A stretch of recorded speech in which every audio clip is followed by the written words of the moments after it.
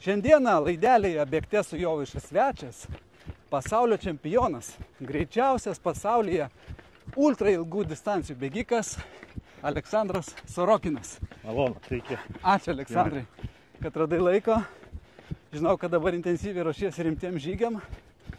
Na ir norėčiau pakalbėti šiandien apie tos tavo, nežinau, tas sportas, ultra ilgų distancijų sportas, tai čia yra kažkas tarp sporto ir ekstremalių išbandymų.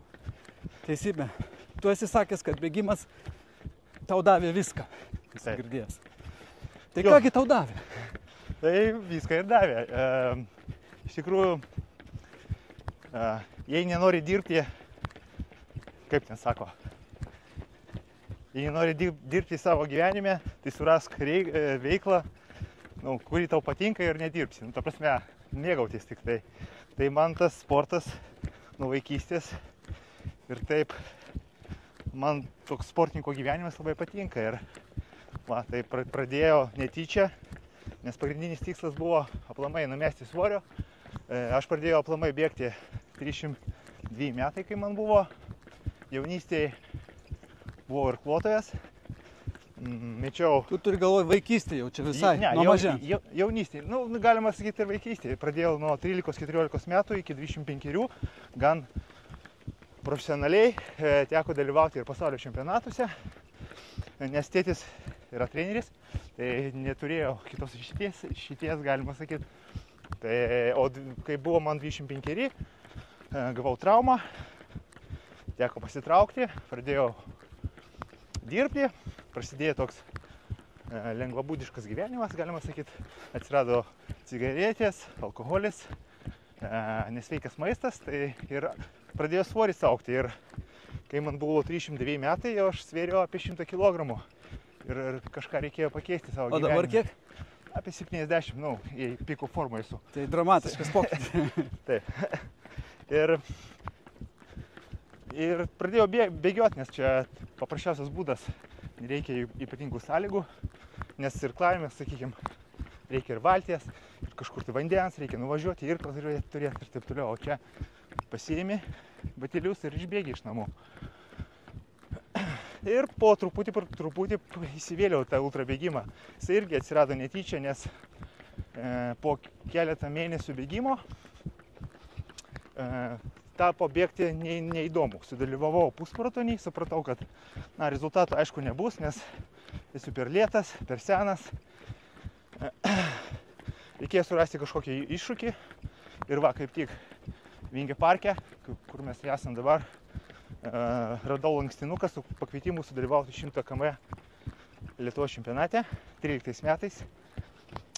Pagalvojau, čia bus mano iššūkis, mano motyvacija nauja. Pabandysiu įveikti tą atstumą. Pradėjau ruoštis. Aišku, atsirado ir baimių, nepasitikėjimo savimi. Nieko nežinojau apie sportą, kaip bėgti, kaip bus ir taip toliau. Bet atėjo startas, finišavau ir tas jausmas, kad patiko, įveikiau save, įveikiau tą distanciją. Aišku, negalėjau vaikščioti, ten 2 savaitės gal normaliai. Tu prisimeni, koks laikas buvo pirmojo tavo 100 km? Taip, 8:34. 8 valandas 30. Jo. Ir nuo to laiko, ir tą dieną Gediminas Grinius, dar vienas garsus ultrabėgikas, jisai daugiau trailą bėgioja, kalnais, pagerino Lietuvos rekordą. Laikas tapo 7 valandos 7 minutės. Aš tada pagalvojau, mes paprastas, plikas žmogus, sugeba bėgti greičiau negu aš pabandysiu kitą kartą, nepamušti nors rekordo, bet nors priartėti prie jo ir pradėjau ruoštis. Jau kitais metais pagerinau laiką savo, prabėgau Latvijoje 7:20. Ir supratau, kad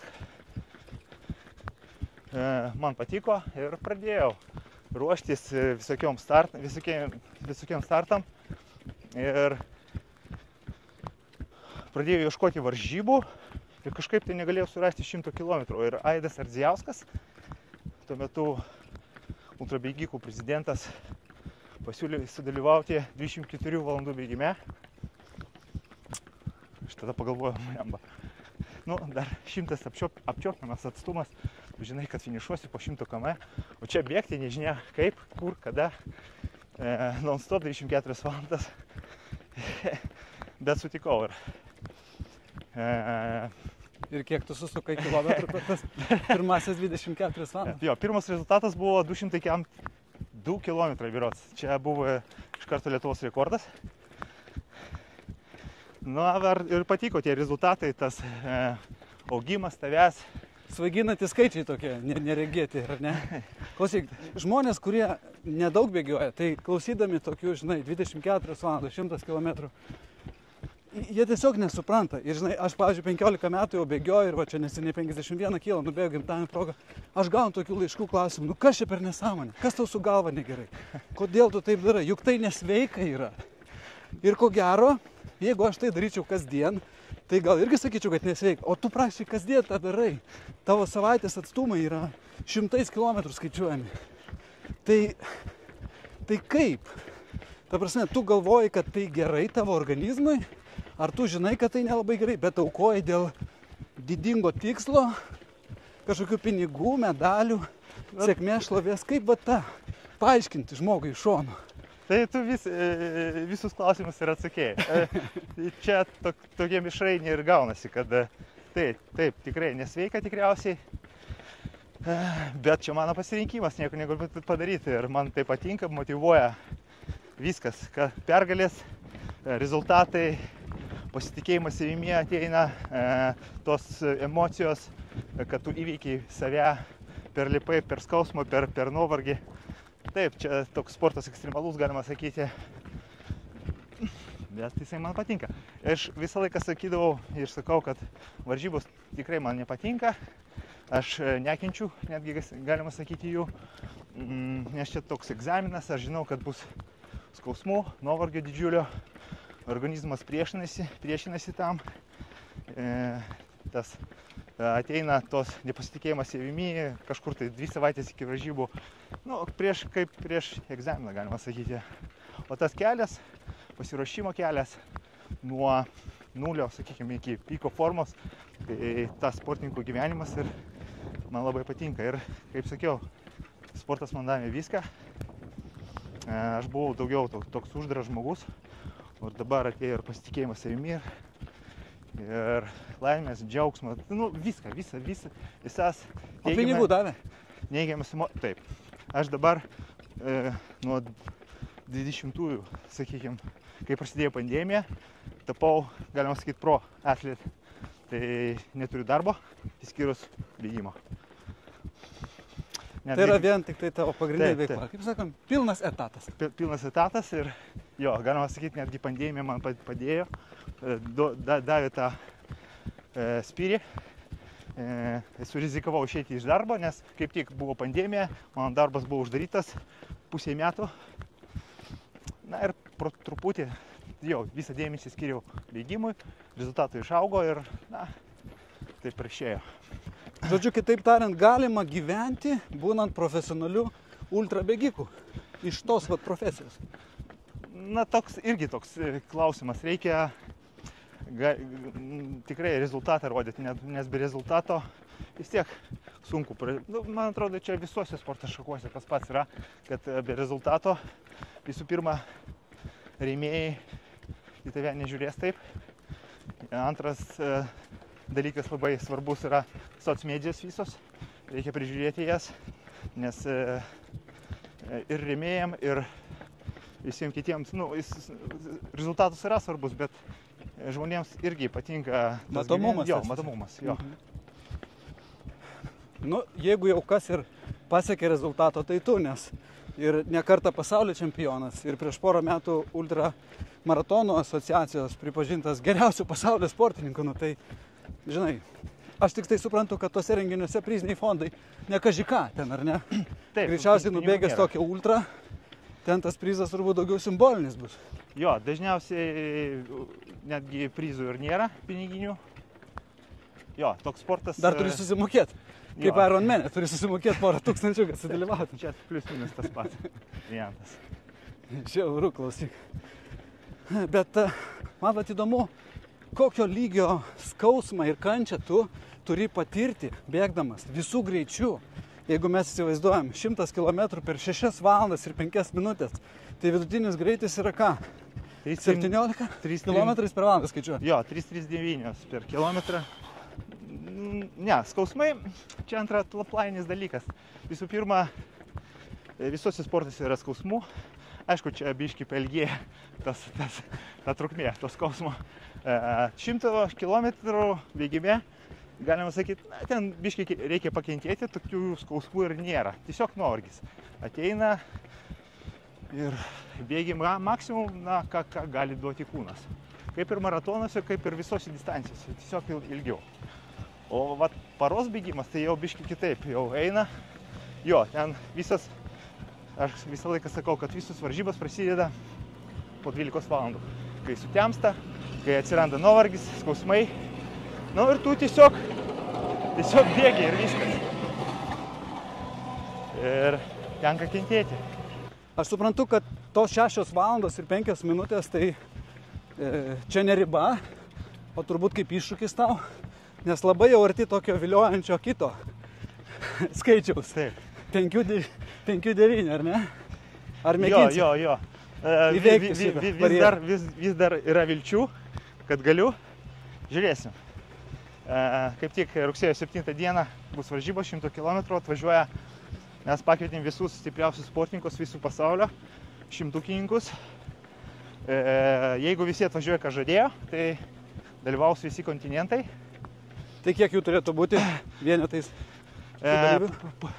Po vieno geriausių visų kontinentų, tai plius minus 5-6 bus aukščiausio lygio. Vienam amerikiečiui priklauso 50 mylių pasaulio rekordas. Prancūzas labai yra stiprus ir nori irgi išbėgti iš 6 valandų. Tai ir šių metų rezultatai rodo, kad jisai gali. Japonas, kuris laimėjo Azijos ir Okeanijos Okeanijos čempionatą. Dar kažkas, nepamenu. Bet tokių monstrų pasaulyje tai tikrai nėra daug. Na, visur yra, ypač tuose, Japonija labai, tas sportas labai jisai toks populiarus, nes japonai pas juos filosofija tokia, kamikadzė, varau iki galo, kol numirsiu. Amerikiečiai labai populiaru. Ir Europoje labai. Tai pakankamai daug. Pasaulio čempionatai, kai vyksta, atvažiuoja 50-60 šalių. Tai rodo labai gerą skaičių dalyvių. Ar vyks kartais ne čia, Vingio parke? Vingio parke. Rugsėjo 7. Taip. Galima ateit pažiūrėti? Galima sudalyvauti. Sudalyvauti, žinai.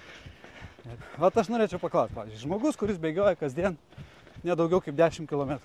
Ir kad jisai pasiruoštų tokiam bėgimui, sakykime, jam 30-40 metų, vyriškis. Kiek tavo manimų užtruktų toks pasirengimas? 100 km? 100. Jo, kad nubėgtum, žinai, su šypsena veidė, dar gyvas. Na, su šypsena veidė, nežinau, kas nubėgti gali. Bet svarbiausia turėti motivaciją, nes aš žinau keletą žmonių, kurie maratoną nubėgo tiesiog susilažinus. Tai... Nu ir po to 2 savaitės gulėjo. 2 savaitės gulėjo, bet nubėgo. O kiek tu guli paskui po tokio išbandymo? Įvairiai būna. Aš galvoju, kad su amžiumi tas laikotarpis didės, bet jisai atvirkščiai mažėja. Aš kartais po 100 jau po savaitės jau judu normaliai ir galvoju, kada čia jau pradėti pagreitėjimus daryti. Bet savaitę tai nejudi. Vis dėlto reikia, kojas visiškai švelninė. Ne, aš dažniausiai aš dažniausiai neguliu lovoj. Tiesiog pakeičiu į dviratį, plaukimą. Bet jo, daugiausiai skauda sąnariai, kojų ir raumo. Dvigalvis, keturgalvis, blauzdos. Standartiškai, kaip ir bėgiko. O po paros bėgimo tai jau ilgesnio laiko reikia. Apie 3 savaitės, 4 savaitės. Nedarbingumą reikia pasirinkti. Taip. Reikia, kad kūnas atsigautų. 3-4 savaitės ir galima gyventi toliau. Jo. Žinai, tikrai.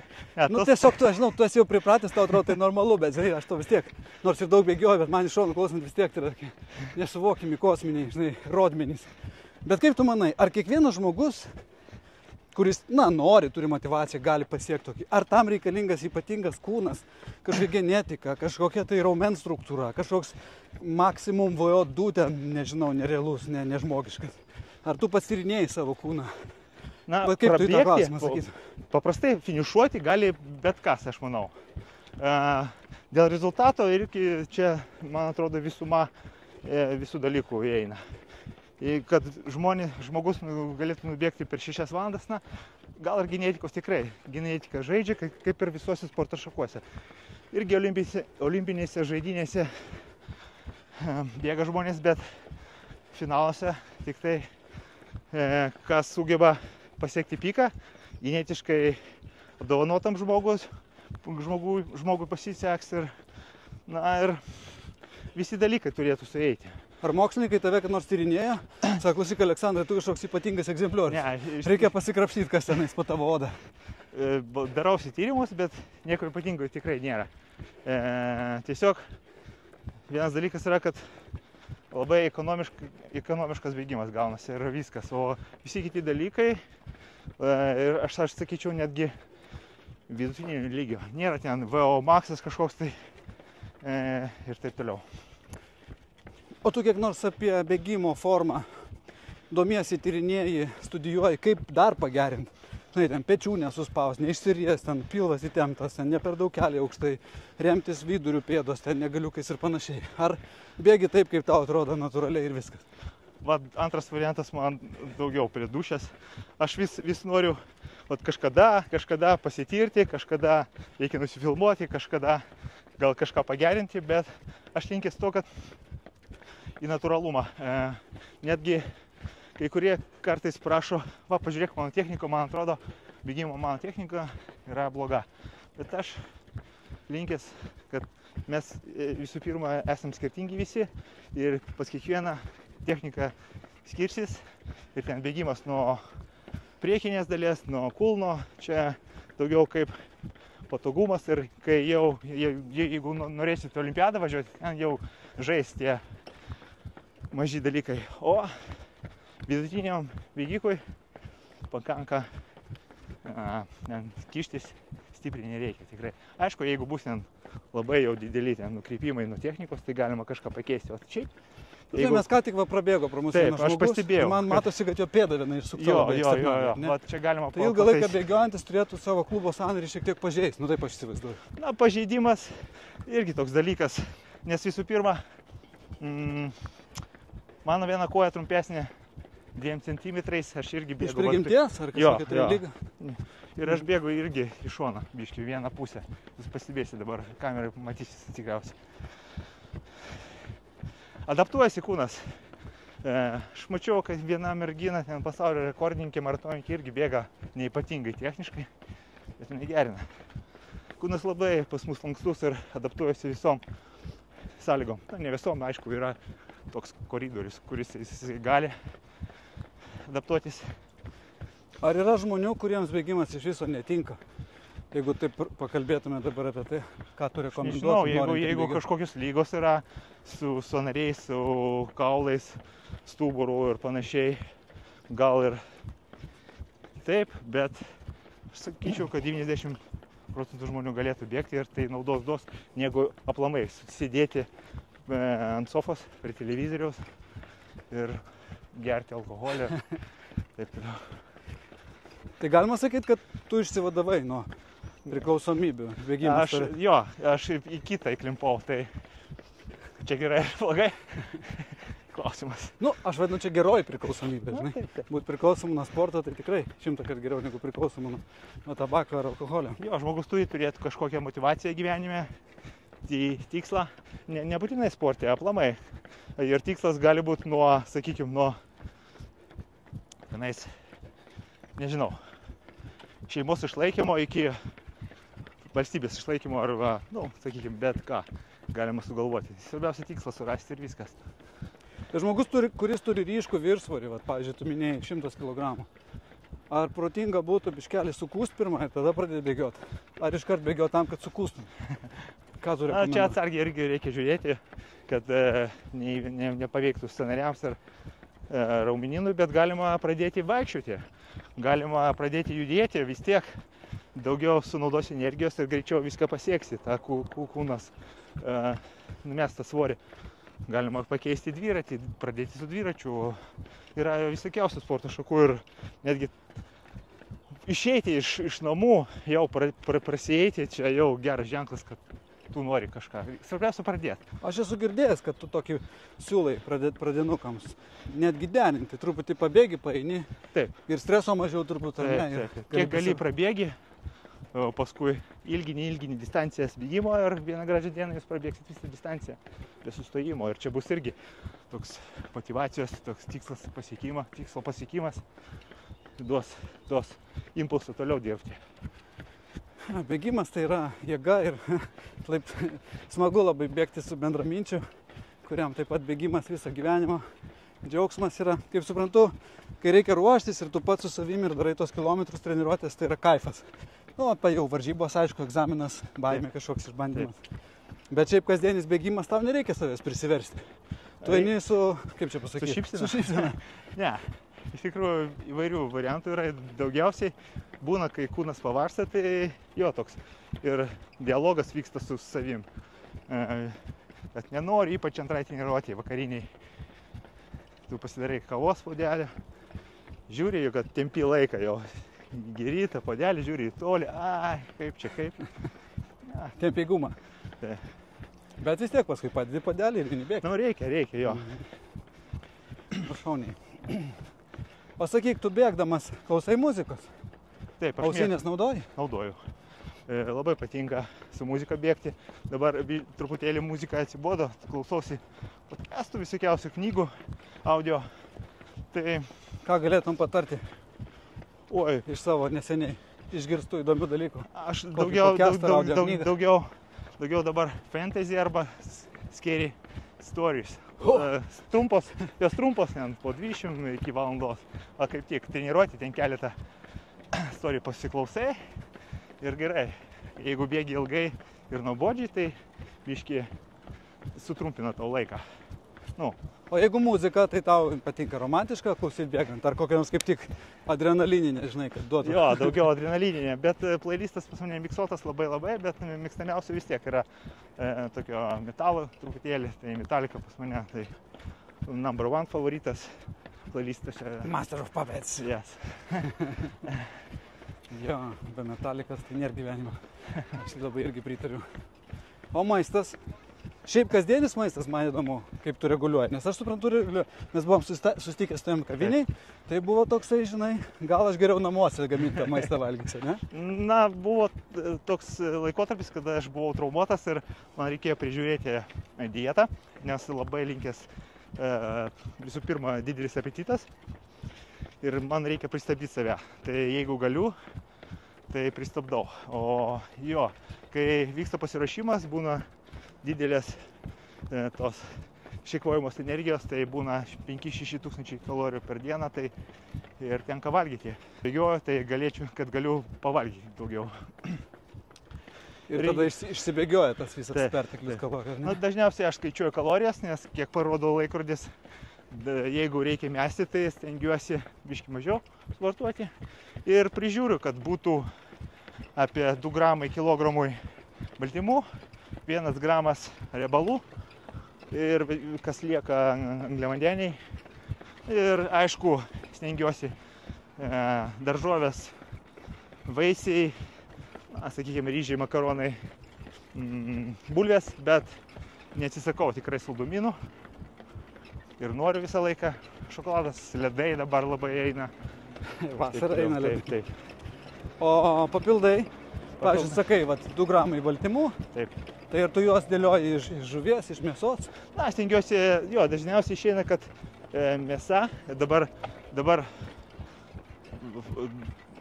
taip, aš labai mėgstu ilgai valgyti tą patį maistą. Mano žmona mėgsta įvairumą, o man porą savaičių, mėnesį aš galiu tas pats per tą patį valgyti. Tai vienu momentu būdavo, kad pirkdavau išeidavo 24 kiaušiniai per dieną, tai yra baltymai, tik tai baltas tas. 24 bet trynių. Aš padarydavau po 8 iš ryto, dienos metu ir vakare išvirdavau, suvalgydavau, su daržovėm, taip toliau.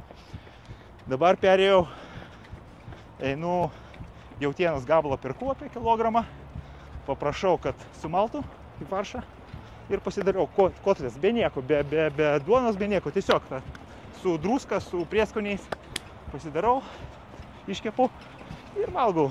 Visiškai nenaudoju papildų ar naudoju tam tikrus? Vartoju papildus, dažniausiai vitaminų mineralų kompleksas, geležį vartoju, nes pas mane mažai hemoglobino ir pastoviai reikia papildomai valgyti geležį. D vitaminas, jeigu turiu amino rūgščių pavalgau, jeigu turiu. O kaip kalcis, magnis, elektrolitai? Tavęs nekankina mėšlungai? Ne, kažkaip tai ne.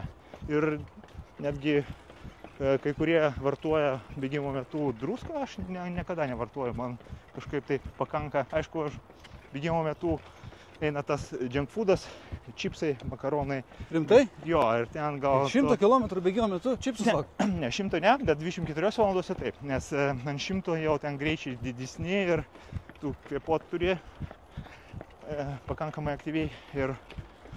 Tai gali papasakot, ką tu valgai per 100 km lenktynės ir ką tu valgai per 24? Per 100 daugiau skystas maistas. Geliukai? Geliukai, izotoninis gėrimas, gali būti ir bananas, apelsinas, kolos. Dažniausiai taip, kad paskaičiavom, kad kūnas gali įsisavinti 400 kalorijų per valandą. Na ir dalinam ten, kas 30 minučių, sakykim, po 200. Ir paskaičiuoti ten, izotoninis gėrimas, sakykim, 300 ml, apie 100 kilokalorijų ir plus kažką. Gėlis, bananas ar dar kažkas. Taip ir. O paros bėgime jau sudėtingiau, nes visų pirma skrandis pavargsta po 12 valandų. Jisai sustot gali. Tai labai atsargiai reikia žiūrėti į maistą ir visą laiką vyksta toks dialogas su skrandžiu. Turi sąrašą, jeigu aš dabar šitą suvalgysiu ir žiūri, kaip reakcija vyksta. Na gerai, šitą galim suvalgyti. Tai paprašai padėjėjo, nes paros bėgime labai svarbu turėti gerą padėjėją, kuris gamintum maistą ir viską rūpintum. Nes tu bėgi, jau visų pirma, po 12 valandų tu ir galvot normaliai negali, tai jisai rūpinasi tavimi. Bet ten jau tu neapsiriboji tais skystais ir lengvai virškinamais. Taip. Valgai ir... Jo, visas junk foodas, burgerių ne, bet greito paruošimo sriubos, čipsai, makaronai. Bomžpakiai, kaip mano vaikai. Jo, taip. Šitie sausainiai, šokoladukai, ir sportinio maisto irgi izotoniniai gėrimai, giliukai, iš sveikesnio maisto, tai vaisiai, čia bananai, datulės, gal apelsinai, kolos, arbata, kava. Alutis? Alutis, jo. Būna? Jo. Žinai, man Aidas Ardziauskas yra pasakojęs, jau kai jisai ten bėga per visą Ameriką, aplink Baltijos jūrą, ir jau kai būna labai blogai, aš sako, alaus išgeriu, biškį duoda į galvą ir toliau bėgu kažkaip, tada kenčiu toliau, žinai. Taip, kartais duoda. Ir tu naudoji tą metodą? Jo, dažniausiai aš ne alkoholinį vartoju, bet kartais jo. Tai žodžiu, nesi užrišęs alkoholio, kad būtų 0,0. Ar tik tai bėgimo metu čia kaip? Jo, tik bėgimo metu, o šiaip... Nešventi paskui ten su šampanu? Ne. Pergaliu, supratau. Sakyk, ar tu turi savo, žinai, kaip sakoma, kumyrą tokį idealą žmogų, nebūtinai iš sporto, iš, nežinau, politikos, meno, mokslo, kuris tau yra siekiamybė? Ne, sakyčiau, kad ne, aš geriau, galima pasakyti, pasiimu geresnę savybę iš kažkokio to žmogaus.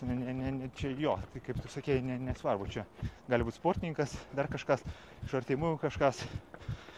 Jo, stengiuosi kaip tas filme Grobuonis, paimti geresnį iš to ir pasisavinti. Man kumyrai būdavo tokie gal fantastiniai daugiau. Vat mes išaugom iš tų Van Dammų, visų Schwarzeneggerių, Conanų, Jackie Chanų ir taip toliau. Čia filmo vaizdas, kad toks žmogus, kuris gali pakentėti ir taip toliau, man visą laiką tokie filmai patikdavo ir kažką iš jų bandai pasiimti. Jo, taip atrodo. Žinai, aš iš Vandamo man labai nusižiūrėjęs, norėjau, daug metų treniravausi tą kabančią virvutę, žinai, 3 atramų. Ir šiaip ne taip aš ją pasiekiau, bet noriu paklausti, kaip tau lankstumas, papildomi pratimai, ką tu darai, kad būtum geresnis bėgikas? Cross trainingas, pristraukimai, kažkokie core exercise. Cross trainingas visą laiką būdavo pas mane, aš tengiuosi nepaleisti to. 2 kartai minimum per savaitę salę einu, su štangom dirbu. Pagrindiniai pratimai, paprasčiausiai baziniai, kojom daugiausia, korui, nugarai.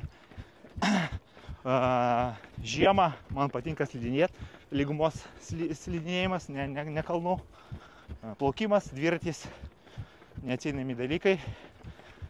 Dėl lankstumo visi fizioterapeutai sako, kad man trūksta jo, bet ultrabėgimas tokia sporto šaka, kur visų pirma nereikalauja didelių žingsnių ir aš skaitau, kad galimai ir dar visur dabar rašo, kad lankstumas, stretchingas aplamai daugiau gal kenkia kūnui negu padeda. Čia irgi toks dabar klausimas tapo. Nu, tikiuosi, per daug įrodymų tam neprisikaups, nes man lankstumas labai patinka ir galvoju, kad verta, žinai, tiesiog judesių visam lengvumui ir grakštumui. Taip. Bet jo, kai kūnas sustingsta, ypač 24 valandose, tai atsiranda, man atrodo, tas lankstumas tik tai kenkia, nes tu atsipalaiduoji, jeigu nelankstus esi ir taip ir prabėgsi. Na, čia mano svajonė, vaizduotė tokia. Na, aš esu girdėjęs šitą argumentą iš kai kurių bėgikų, kad per didelis, pavyzdžiui, kulkšnės lankstumas, tai jis net nereikalingas, nes kaip tik tu čia greičiau atšoksi, tokia kaip tvirtesnė spiruoklė bus. Nu, gal grinai tai funkcijai šito sporto ir nereikia, bet apskritai žmogaus kūnai visapusiškam jo lavinimui, tai aš galvoju, tikrai naudinga yra pasitempti. Bet tie jėgos pratimai, pavyzdžiui, pritūpimai, deadliftai, ar tu juos suderini tais laikotarpiais, kai tu intensyviai ruošies, pavyzdžiui, varžybom, ar tai yra per kažkokį kitą metų dalį, kur, žinai, nes, pavyzdžiui, aš jeigu bandau daryti pritūpimus ir tuo pat metu bėgati distancijas, nu, man nesusiderina jie. Tiesiog tas nuovargis per daug ilgai užsilieka raumenyse ir aš tada negaliu normaliai bėgioti. Tai aš bandau skirtingus daryti tokius laikotarpius. Na, žiemą visų pirma, jo, kai nėra varžybų daugiau eina, bet palaikyti tikrai eina visą sezoną. Ir kai tu darai pastoviai, tai nesijaučiu to jo nuovargio. Ir gal per stipriai irgi nereikia daryti. Keletą pratimų ten ne iki maksimumo. Jo, kad nebūtų to nuovargio didžiulio, nes kitą dieną reikia bėgti. O kaip šeima palaiko tavo šitą sportą? 100% palaiko, visą laiką serga. Mes su žmona, galima sakyti, child free. Tai šeimyną sudaro du žmonės. Tai visą laiką palaiko, nevažiuoja varžybas, bet stebi online. Dažniausiai būna taip, kad sukviečia svečių pas mus namo ir jie žiūri, kai aš vargstu online. Ir jinai pati kiek nors įsitraukia? Ne, bėgti nemėgsta, gal dviratis į salę, bet bėgti ne. Supratau. Turiu tokį filosofinį klausimą. Ar yra charakterio savybė, kurią tu labai norėtum savyje išsiugdyti?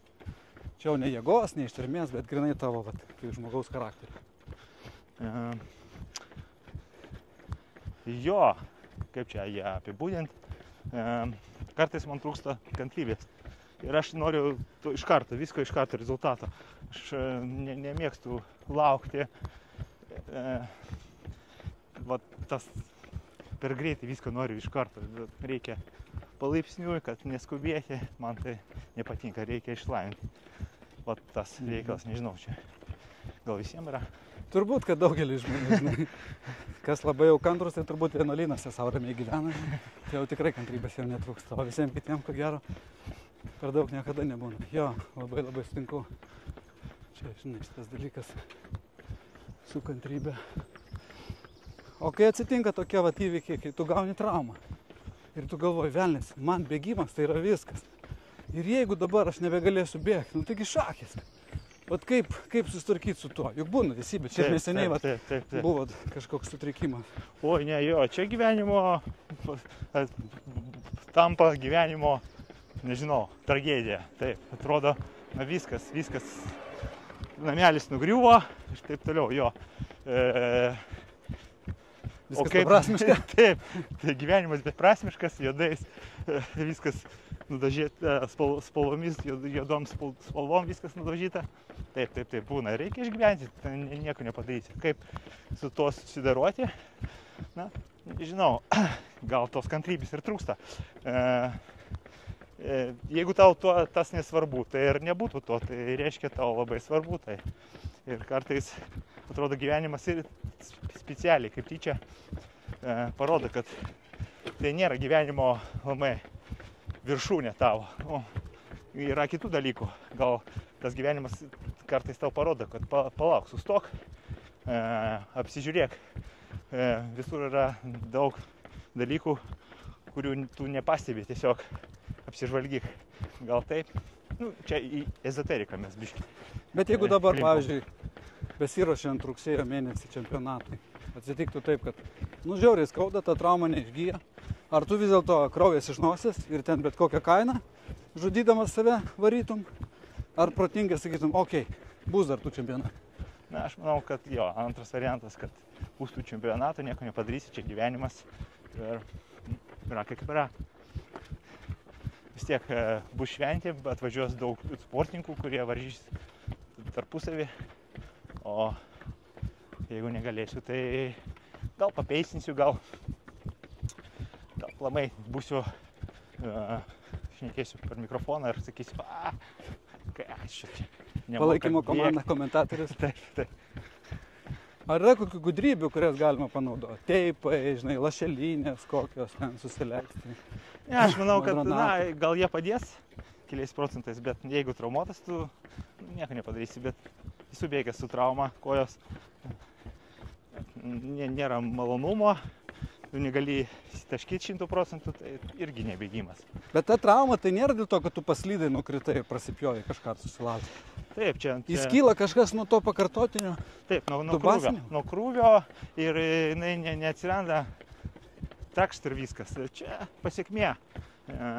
Gal jau nuo vasaros jau pastebėjau, kad kūnas kitaip reaguoja krūvį, skausmai prasidėjo ir taip toliau. Vieną gražią dieną tiesiog pradėjo skaudėti taip, kad negalėjau bėgti ir MRT pasidariau ir jo, sako, čia lūžis. Teismis. Pirmą kartą pas mane ir nežinau, ko laukti iš jo, bet jisai jau, nuo sausio mėnesio iki dabar pasiekmės iki šiol normaliai negaliu. Tai čia tik laikas ir kantrybė, ką daugiau, ką galima dar daryti. Ten elektro kažkokia tai šildymai. Gal greičiau praeitų, jeigu aš nejudėčiau, bet visą laiką pastoviai yra kažkoks tai judėjimas, va dabar mes bėgam irgi. Na, galima, negalima, bet vieni gydytojai sako, kad negalima, kiti gydytojai sako, kad judėk, čia nieko baisaus. Ta prasme, iki tam tikros ribos. Yra gydytojų, kurie norėtų, kad pacientai nedarytų nieko, kas potencialiai yra pavojinga. Tai turbūt jie linkėtų žmonėm gulėti ant sofos ramiai, žinai. Čia geriausias būtas, jo, ir aišku, gal sugytų, bet geriau aš pajudėsiu. Jo, bet aišku, yra ir gydytojai, kurie patys mėgsta bėgioti ir žino, kaip tai yra ir ką reiškia visai nebėgioti. Tai sakykim, toksai lengvas risnojimas gal jisai nesukels didelių, žinai, čia mes vos net, kad labai greitai einam tiesiog. Taip. Jeigu tu dabar jau darytum tempinės treniruotės, tai ko gero jau būtų ir pavojinga. Taip. Dabartiniai būsenai. Kai yra kas užknisa. Eina ne pagal planą. Ir dažniausiai taip ir būna, kad suplanuoji kažką ir viskas. Ir pradedi nervuotis tada, ypač kai vėluoji. Čia irgi toks. O kasdieniam gyvenime, žinai, vienus aš klausiau užnisa. Mane sako, žiauriai užnisa garsus motociklistai, kurie. Kitus bomžai užnisa, kurie ten, žinai, Gedimino prospekte voliojasi ir agresyviai lenda prieš mane. Nes tos emocijos, kurios trunka kelios sekundės iki kelių minučių, tai aš netgi neskaitau, kad čia... Nefiksuoju. Nefiksuoju. Čia gal... Kaip ten filosofai, japonų sako, šitų kiniečių. Jeigu tu tai neprisiminsi po metų, tai reiškia, čia nesąmonė, net nekreip dėmesio. Labai geras. Gal apie bėgimą turi kokį linksmą Na, kaip būna. Prastai šiandien jaučiuosi, einu pabėgiuosi. Taip, bėgimas tikrai padeda, nes tas dopaminas, jo laimės hormonas įsiskiria bėgimo metu. Tu nebėgiuoji ir tu negauni to ir pradedi nervintis toksai, tampi toksai. Nu, čia kaip narkomanija, jo. Negauni to dopingo ir viskas, nu ne dopingo, tos narkotiko savo ir viskas. O sakyk, miegas aš dar norėjau paklausti. Ar tu stropiai seki ir skaičiuoji, kad ne mažiau kaip, pavyzdžiui, 7-8 valandas, ar belia kaip?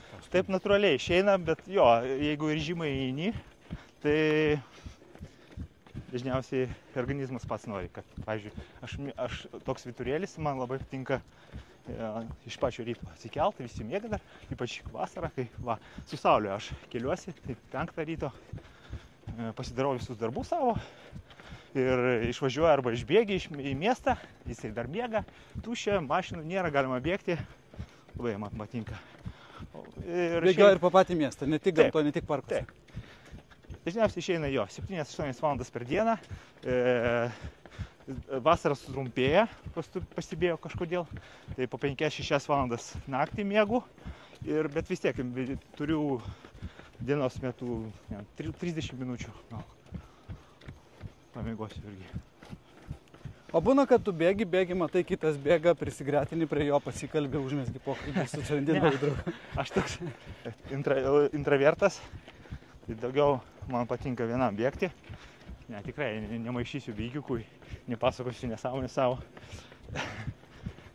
Aš žinai, čia tokią knygelę rašiau apie judėjimą, sveiką gyvenimo būdą ir kadangi man bėgimas irgi žiauriai patinka, susidariau tokį sąrašą privalumų bėgimo. Ir vieną iš jų taip pat ir paminėjau, kad, žinai, padeda susirasti naujų draugų. Nebūtinai va taip, kaip aš paminėjau, ką tik. Galbūt, žinai, per maratonus, per renginius kažkur, tai va tokiame. Ir tikrai daug naujų draugų turiu, kurie atsirado iš to bėgimo pasaulio. Jo, pažįstamų ratas tikrai prasiplečia per bėgimą, nes būna ir treniruotės kartu ir jo. Ten pažįsti žmonėmis ir ten. Ir padidėja tikrai. Dėkoju tau, Aleksandrai, labai didelis malonumas prasibėgti su bėgimu šitiek daug nusipelniusiu žmogum. Ačiū tau, kad pakvietei pokalbį. Noriu tau palinkėti geros vasaros, gero pasiruošimo ir kad jokios traumas nesukliudytų. Mėginti tą tikslą pasiekti rugsėjo mėnesį, pagerinti 100 km. Ačiū.